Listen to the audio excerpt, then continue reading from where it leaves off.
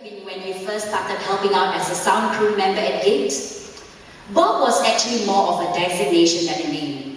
It was used to describe any Malay guy who was a little on the plump side, dark-skinned, and who was involved in audio engineering.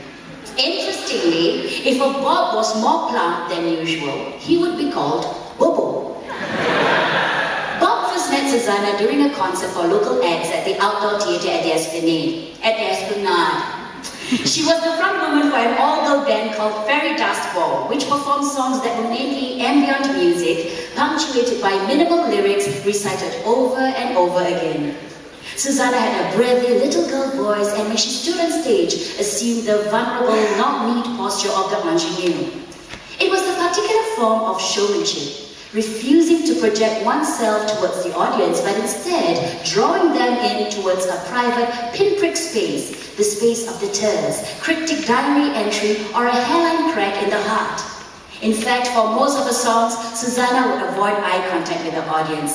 Hers was a solipsistic but yet strangely magnetic performance, declaring to the audience the fact that she wanted to be understood as an enigma.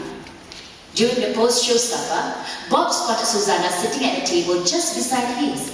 He leaned over and said, "I like what you guys did just now. It was refreshing." Bob knew he was not entirely telling the truth. He had seen many acts like hers before, with the anxiety to claim indie cred and cleverly disguised as nonchalance towards populist cred. And honestly, a couple of Susanna's songs deterred dangerously between whimsical and twee. Susanna smiled. She had a dimple only on her left cheek, and that kind of asymmetry gave her beauty a mysterious edge. Bob asked her who her favorite singers were. "I kind of like Cat Power," she said. "Feisty's alright." "What about Closer to Home?" Bob asked. "Oh, I think Yuna's not bad. And CRV? They are bringing a different sound to the scene because they're not belters, not like Siti Nurhaliza or Nimbai Zura and that Dayang Nofaiza. Yeah, she's got that whole R&B thing going on." "Yeah," Susanna said. "I don't get why she's trying to sound so black. But what about your favorite singers?" Bob thought for a moment. He had already told one white lie. He decided that he should not inaugurate an acquaintance with Susanna with a whole series of them. "I like Saloma," he said. "Saloma? You mean like P. Ramlee's wife?" Katina Dahari was once asked who her favorite singer was, and she said, "Saloma." "Katina who?" How can you not know Katina Dahari? She's from Singapore also." "You mean Saloma was from Singapore too?" "She grew up in Pasir Panjang. Actually, 4 of my favorite singers are all from Singapore. Saloma, Katina Dahari, Rafiq Ambuang, and Sharifah Ali. And you know the interesting bit? Saloma's Malay, Katina is Javanese, Rafiqah is Boyan, and Sharifah is Arab. And they all produced amazing Malay music." "Wow," Susanna said. "You listen to all those old songs?" "I was looking for songs about Singapore one day, and then I came across this song called Keroncong Singapura. It's also known as Singapura Waktu Malam by Saloma. You want to have a listen?" "Sure." Bob took out an MP3 player from his bag. He was always excited to share music with others because it allowed him to rediscover them anew through another person's ears. And then, of course, there was the image of them with their ears linked by an earphone wire.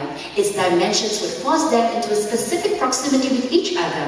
Not too close such that their shoulders would touch, no, not yet at this point, but not too far to stretch the wire to a state of precarious tension. The song was played. Bob wondered whether Susanna was familiar with the keroncong, that Indonesian musical style consisting of intricate interlocking melodies made by a flute, guitar, a pizzicato cello or string bass, and of course, the keroncong itself, a ukulele-type instrument. The Portuguese were the ones who introduced that small guitar, adapted later by the Indonesians and also Hawaiians. And the sound it produced was a distinctively island sound. Combined with the flute, it evoked languor and listlessness, the strumming of coconut fronds by the sea breeze.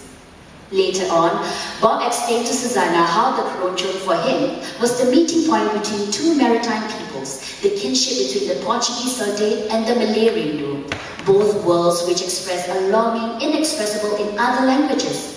And Singapore Waktu Malam, sung in 1962, was not just about a private yearning, but a political one, the wish to merge with the Federation of Malaysia.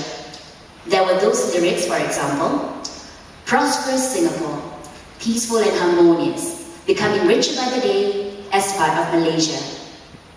These days, the only songs with the word Singapore in the lyrics are National Day songs, Bob said. I like to listen to more of these songs, Susanna said. And so they exchanged numbers. Susanna insisted that Bob enter her name as Susie in his phone. Over the next couple of weeks, Bob would chat with her whenever he saw that she was online and send her his favorite songs. He sometimes wished that he was still living in the 50s, where music was not so easily digitized and transferable. He would have liked to pass her vinyl records instead, because that would have necessitated a meeting. One night, Bob decided that he would not lie to himself anymore. He was falling for Susanna, and so he sent her an SMS with the word Rindu. What? Came the reply. I miss you.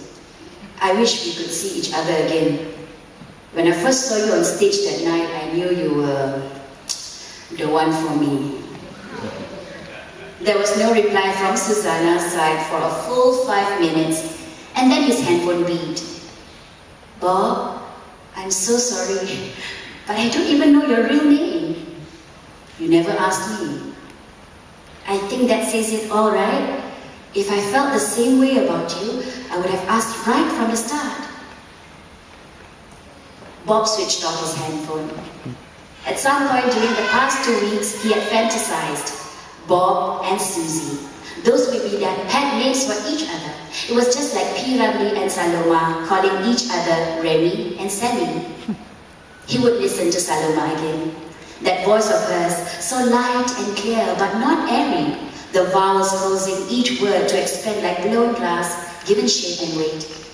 It would be the perfect lullaby. All he wanted to do now was to fall asleep.